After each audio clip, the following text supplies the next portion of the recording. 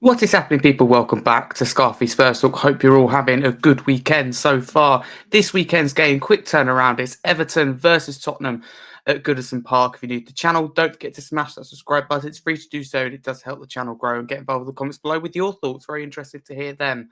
Let's crack straight into it and start with the team news. And let's start from the Spurs point of view. Brennan Johnson has reported some soreness in his calf. So Spurs are checking to see if he's available. That was from come out of Postecoglou's press conference, and also Bissouma's feeling a bit sore. He didn't say at all where, which area of the body, but he's feeling a bit sore. So those two are doubts. But he also did say that Ben Davies should be back into the matchday squad. So that's absolutely massive for us to have potentially Davies available. And we'll get onto the team in just a second. But some people will put him straight back in that team. But without a doubt, I think he'll be in that matchday squad. So it's fantastic to have a defender return. So obviously, we played, for example, like Gray there a long time. I'm not saying necessarily rest him, but it's nice to have just that option, that cushion, if anything bad happens, if you see what I mean. So that's the team news of what kind of came out of Postecoglou's press conference. But Richarlison, obviously, we know is back. Will he start against his old club? There'll be certainly a bit of fire in his belly if there hasn't been already. But from an Everton point of view, Coleman is still unavailable, along with the likes of Garner. McNeil's getting closer, but this should be too close for him. But for Spurs, a lot of players still out. Odebear, Vicario, Van der Ven, Romero, Udogie, Forster, Bentancur, Johnson and Bissouma potentially, but also to add to that list, Timo Werner, which I actually forgot to mention. Ange Postecoglou's press conference has said that he will miss this game, so he is unavailable. I mean, I know some Spurs fans won't necessarily see that as a bad thing, but he has a hamstring injury, another one, and he'll be out for 3 to 4 weeks. So many hamstring injuries. I don't think it is a coincidence. Let's talk about Everton a little bit. It is, a second game under new manager David Moyes. David Moyes has a good record under Tottenham, when he's manager of West Ham. Tough team to play. But I do think they will score a few more goals and concede maybe a few more under him. I did say, didn't I found that Sean Dyche sacking strange, especially the timing of it. But it's a safe and, I think a good appointment ultimately. Someone who knows the club. I know a lot's changed since he's been at the club, but he understands the club. A good manager to take them, comfort them into their transition under the new owners and into their new stadium. And I watched their last game which was at home. I was like, oh, maybe Moyes can get first victory at home as well. Couldn't quite get that, lost 1-0 at home to Aston Villa, but they caused so many problems and should have scored. Calvert-Lewin, how many chances does he need? Will he be dropped in this game? That's what's interesting to see. So from a Spurs point of view, this looks like the perfect banana skin. And I hate to say it, but we now sit 14th in the table after Man United won, after West Ham won, falling from 12th to 14th, which is not good. 8 points above the drop. A lot of questions on Ange's future. I'm not going to say, we lose this, he gets fired, but there'll be a lot of pressure for sure, a lot of pressure. Going into that midweek game, which is massive. If we don't win that, then there's real pressure to qualify as well. So although everything you hear reports Ange Postecoglou's job safe, how safe is it? And, for me, he should have that second leg regardless of the Carabao Cup. You think he's earned that? I'll have to see, but it does worry me. The amount of injuries we're getting, I always go, we've been unlucky, but the amount of hamstring injuries, I don't think is a coincidence. But moving on to lineup, obviously we've got players like Werner to add to the injury list.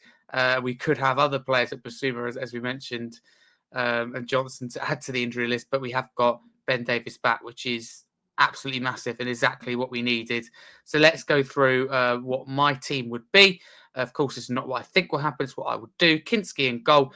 Good start to his Spurs career. A little bit shaky, though, in the North London derby, and I think at fault for at least one of those goals. I think the second goal, definitely a shot from Trossard.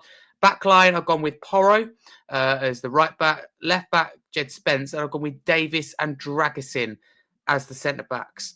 Then we move on to the midfield. I've gone with Archie Gray, so impressive, and I really want to see him in that midfield. And now we just might, have the opportunity to do so in this game. Do I think it will happen? Absolutely not. I think it'd be Gray and Dragusin at the back, without a doubt. But I've gone with Gray in midfield. I've gone with Pape Matar Sarr and Maddison. I look at that as an energetic, kind of calm midfield. And up front, I've gone with Kulusevski on the right.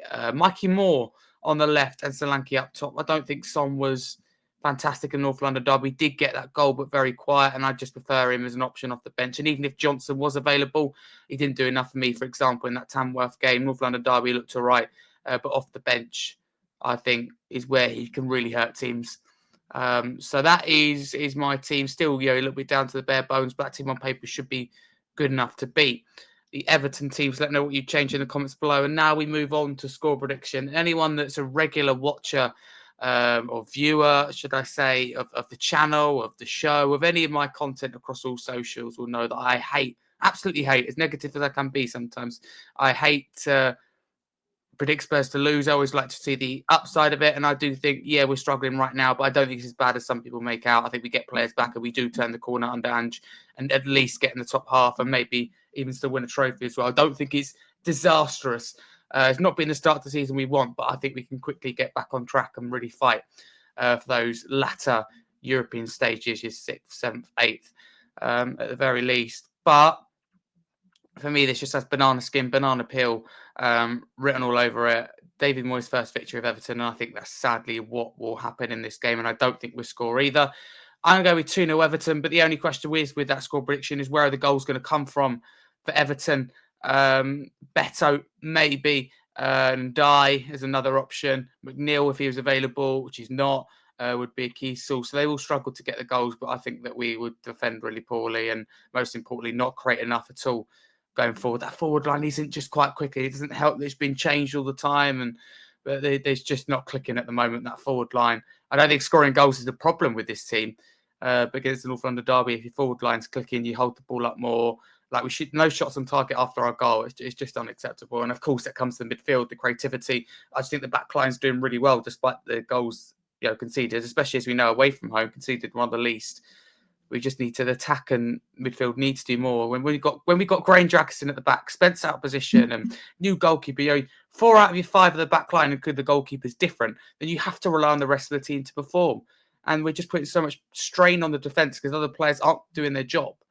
It's really frustrating. But January transfer window now, at the time of recording, 18th of January, Saturday, only put in 1 player and a goalkeeper.